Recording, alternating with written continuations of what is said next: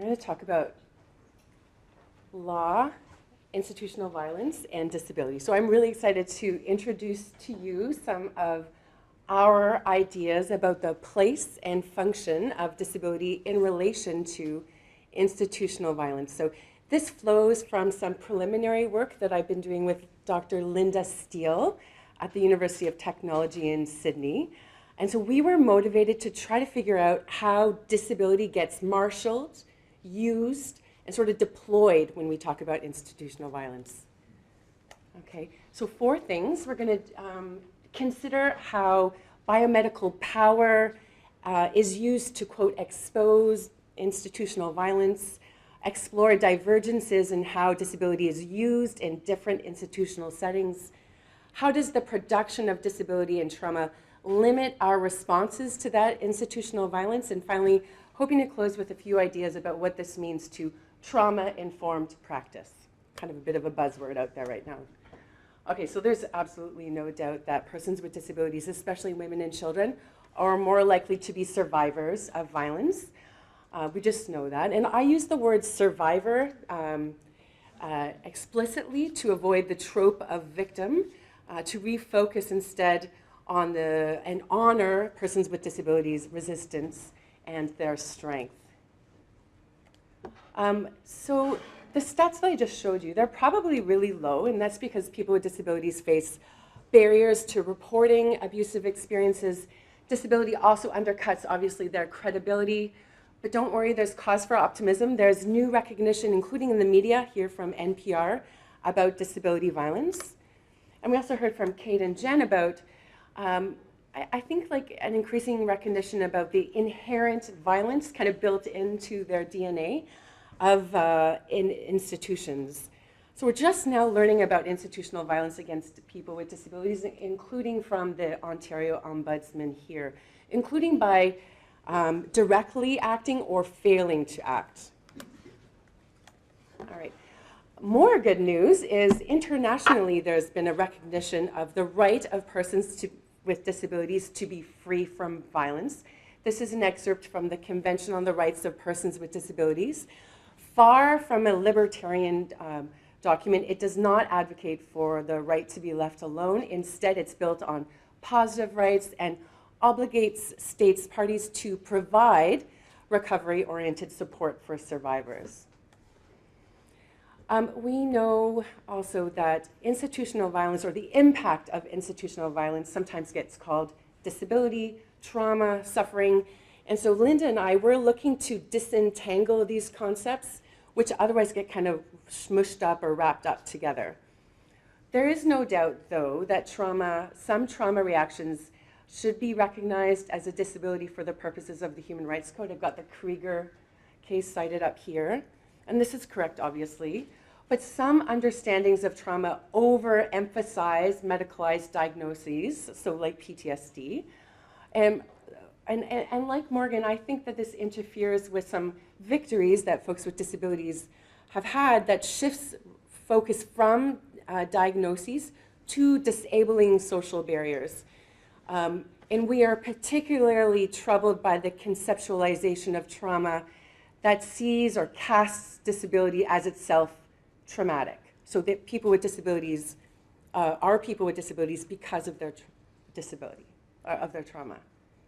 So for example, consider whether using psychiatric sounding diagnoses like here, residential school syndrome, detracts or distracts or individualizes the impact of historic eugenical practices of colonization and assimilation.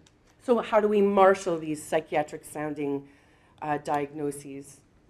Another way to talk about trauma is complex or developmental trauma. It was proposed for inclusion in the DSM-5. It describes the multiple effects of traumatic events on young people, on their developing brains and bodies. This is a reference to a class action filed in the States on behalf of students in a low-income school district in LA, where there were high rates of developmental trauma. So this is actually sort of the case is about the school district's failure, including pursuant to the Americans with Disabilities Act, when it failed to accommodate students' trauma-related needs. So query whether, why is this an ADA case, an Americans with Disabilities case, or how does the label of complex trauma get used? Are survivors cast as persons with disabilities because of their trauma? We also know that people with disabilities travel between disability-specific and non-disability institutional spaces. So their lives are overregulated by overlapping legislative schemes. Following deinstitutionalization, people with disabilities were moved from hospitals into other kinds of institutions like jails, like shelters, boarding homes, long-term care. So trans-institutionalization has changed the name of the violent institution.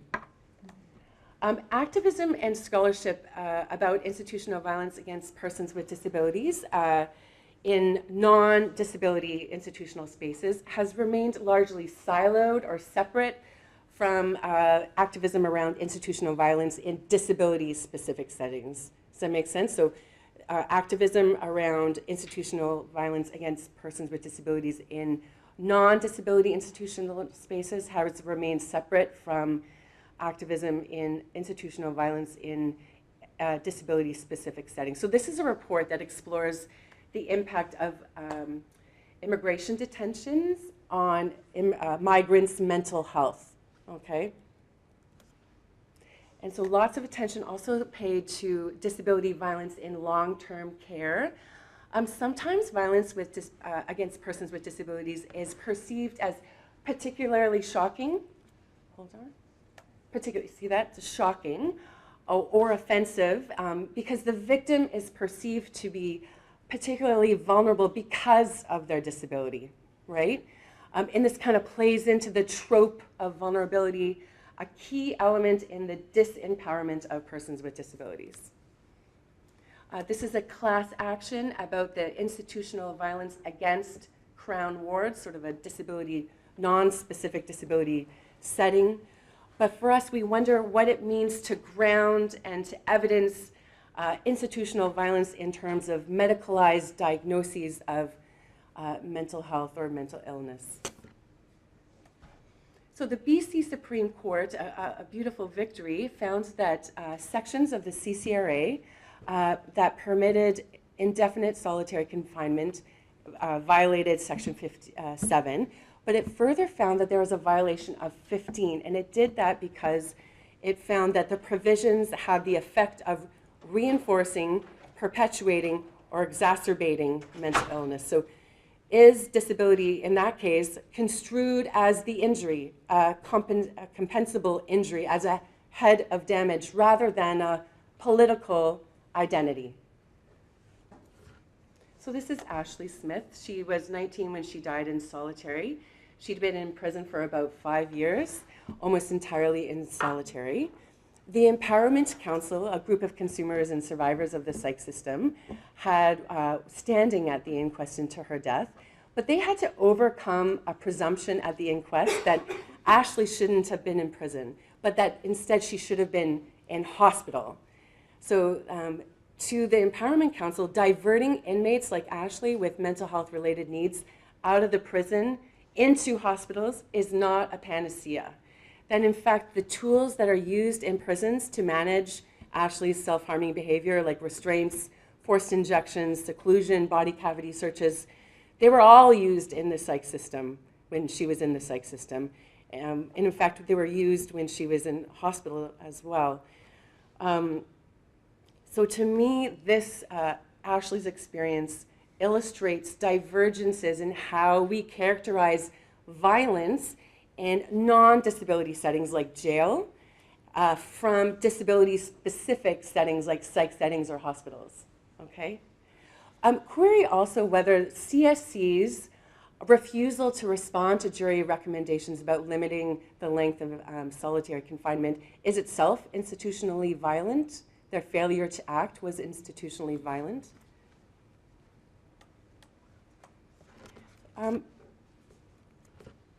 So responses to institutional violence also depend on how we construct disability, trauma, and suffering. So this is James Holley. He had been a Crown ward.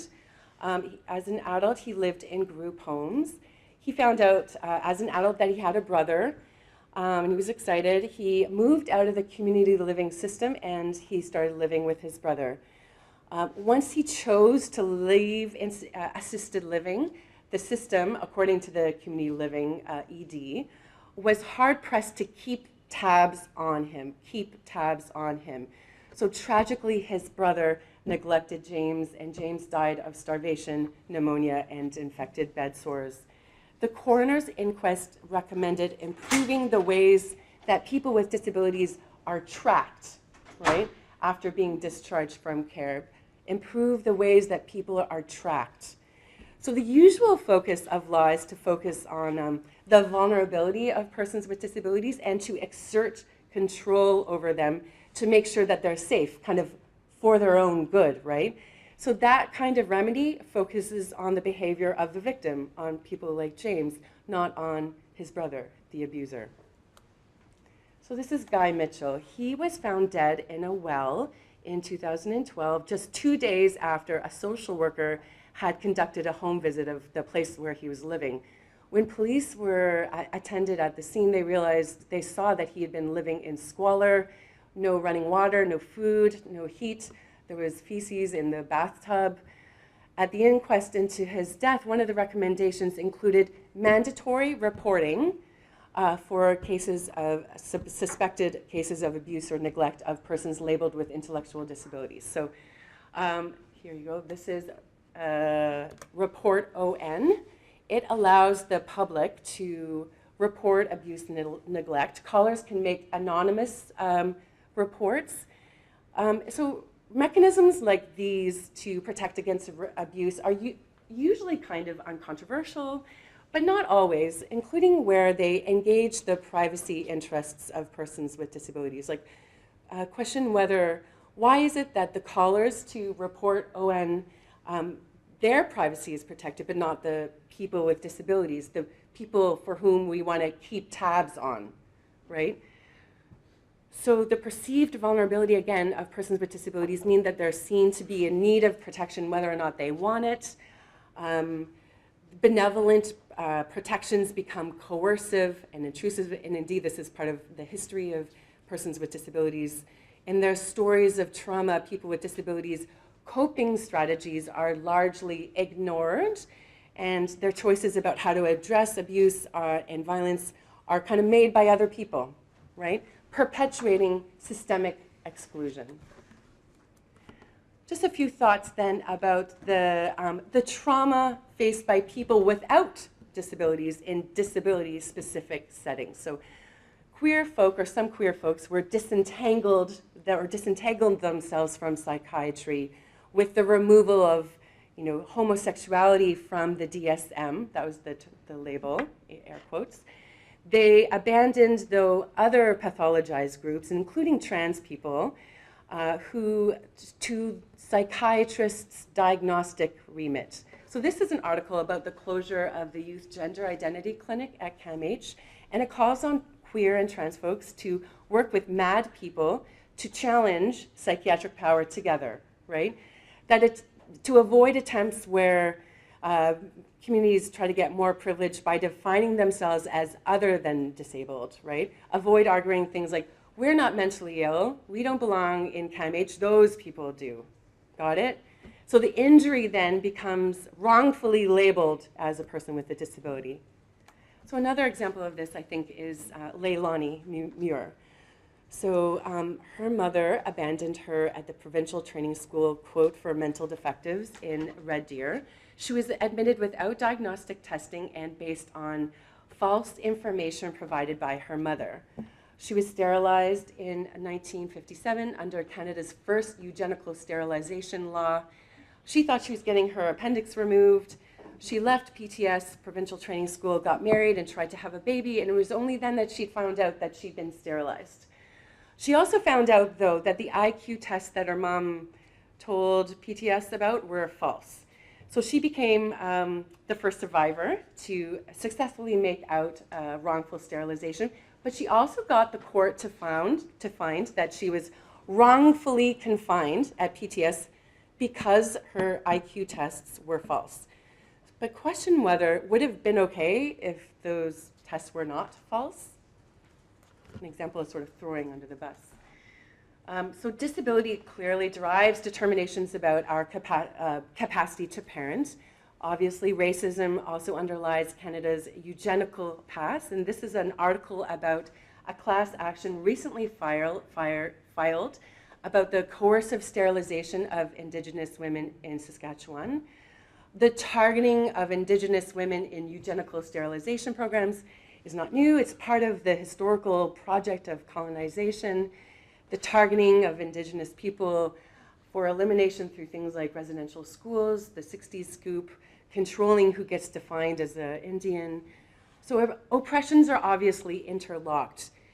Indigenous people are twice as likely, almost, as to be labeled as disabled. In particular, Indigenous women are viewed as disabled because of their indigeneity, okay? And they are therefore more likely to experience violence. But scholarship and advocacy on disability violence hasn't easily made these kind of connections, with overlapping identities and oppressions. And so we are inspired by ideas about racism as traumatic or traumatizing, kind of being explicit about using those words. How does the law reflect and then also reinforce the racist structures that are responsible for that trauma? So this language, like I said, about traumatic and traumatizing and reflecting and reinforcing, to me raises questions about kind of chicken and the egg. We know that disability and trauma are both shaped and embedded in, or like you said, baked into structures. We know that most prisoners who die in SEG have psych histories, but question whether what happens first, mental health or SEG. Similar chicken and egg questions about the traumatizing effect of poverty. So poverty makes people more vulnerable to trauma, and trauma lands or keeps people in poverty, okay? Ableism as traumatic there too. So I think that this all influences what we mean by trauma-informed practice, which is kind of a bit of a buzzword nowadays. You're familiar with this term. Increasingly prevalent in how we deliver social services. Lots of work, though, to be done to operationalize what we mean by trauma-informed practice, because obviously identifying trauma is itself not nearly enough. Imprecise, though well-meaning, responses can cause further harm. And that's because survivors have to deal often with overlapping multiple systems, thinking about criminal law, family law, the VAW sector, where they have to keep retelling their story over and over again, risking re-traumatization.